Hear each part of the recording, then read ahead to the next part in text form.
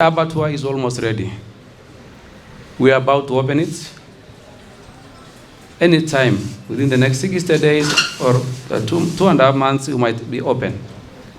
But as residents of ISIOLO, are we ready to take advantage of the abattoir in terms of the supply chain, in terms of the products from that abattoir, in terms of employments? Do we have people who are specialized in meat processing or animal husbandry? Are we ready to take advantage of the feedlots that will be created around us? So this is an industry that will be the first one in ISIOLO. Remember, right now, town inakaa imekauka sana kwa fedha kwa sababu inategemea sana mishahara. Si ni hivyo? Lakini once you have an industry, you have an irrigation scheme, haitamaanisha tunaongojea mshahara kila wakati. So this is an industry that we need to take advantage of, and the interventions are not necessarily for positioning ourselves by supply, but we need also to create skills for our youth so that in the next, this is more of a 10-year plan, such that once they have the skills, they'll be able to come and improve it later. The airports. This is already an international airport. We've actually tried through the governor to do the appeals to the president to extend the runway. The president actually is considering. There is acceptance, so it's a work in progress. We might have an extension of the runway by 1.4 kilometers, but the timelines is what we need to fast track. So Bwana PS, because most of the time unapata mkutano kidogo, and as a resident of ISIOLO, just fast track for us several issues. Number one, the issue of the international airport runway, because once the runway is extended, we'll have commercial planes landing here. It will create jobs. It will improve economies through hotels. The guests, especially the British Army, instead of coming through Nairobi, they'll land here and actually leave a lot of money within us. So that's the first one. The second one is the water supply through the dams. Already, we have the Crocodile Joe Dam in Oldonyiro. We got the contractors. We need it to be fast-tracked because right now, even the ISIOLO town itself has a shortage of water. But once we have that dam, we'll have adequate water for household consumption, agriculture, and also for our livestock. So if we can fast-track this, it will be better for us. The other dam is Kubikalo, around Bulesa. Already it's in the plans. This other dam will be purely for irrigation. Remember, all the water that runs through Wasonyiro goes towards Marti, Sericho, Malkadaka, and that's a delta that can actually feed the whole of the country. So if you can fast track having that other dam, it will be good for us because ISIOLO will be the food hub of the country once it's operational. The road infrastructure that was promised. Already under Vision 2030 that we are handling, because this is the fourth session, MTP4, ISIOLO was actually supposed to be a resource city under this plan. But right now, our city is just in the name. The infrastructure within the town are still down.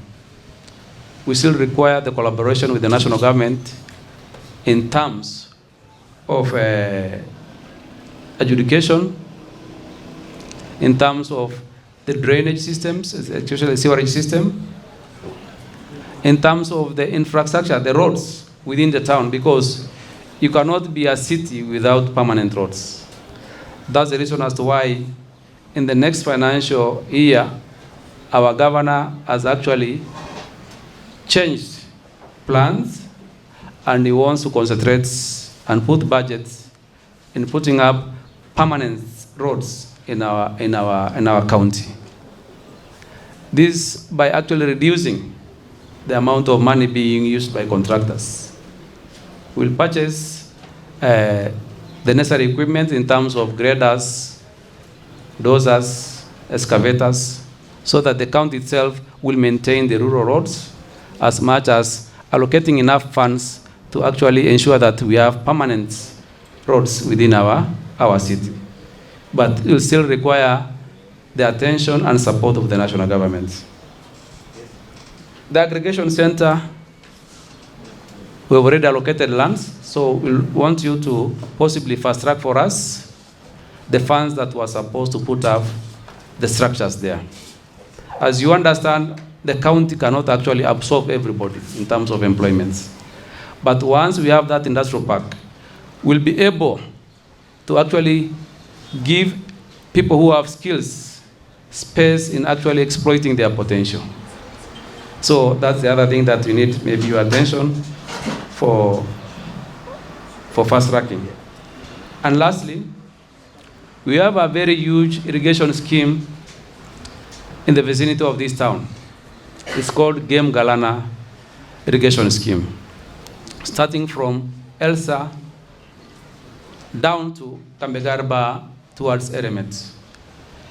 This scheme is at an advanced stage. The dam is ready, it's only that there is a vandalization that occurred. The piping system is ready. The water tanks in the various stages are there, only that because of the conflict we might be adding other tanks around Kakili area. But it is still under the national government, it has not been handed over to the county governments. So if you can fast track the process of actually ensuring that the contractor hands over a finished products to us, this scheme will be able to feed the whole of ISIOLO, employ most of our youths and women, and supply the horticulture for the local markets, even the national market, and even international, since we'll have a running an operational airports. So those are the few. Sitakuongezea mambo nyingi, tuko na shida nyingi, lakini sasa those are the low hanging fruits that I want you maybe to fast track for us. Otherwise, our CC Finance is here. It will highlight what we have planned for ISIOLO in relation to the MTP4. Otherwise, karibu sana nyumbani. We are comfortable that you are here, because anything that we might forget, wewe mwenyewe utakumbuka na utaongeza katika ile mipangilio ambayo tuko nayo. Otherwise, I had forgotten the road infrastructure that will open up the transportation of livestock to our abattoir that will be open soon. We require roads that will not be disturbed always by the rainfall or flooding. These two roads, the major one is from ISIOLO to Marti Road, that the president himself akasema atakisha amepata pesa ya kuweka lami. The governor has always pushed for it.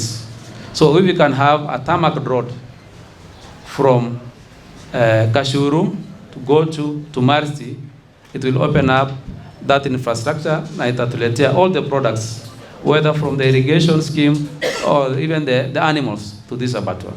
The other one is from ISIOLO towards Olonyiro. So we need also that one to open up the interior and ensure that we also get the animals coming safely to our abattoir.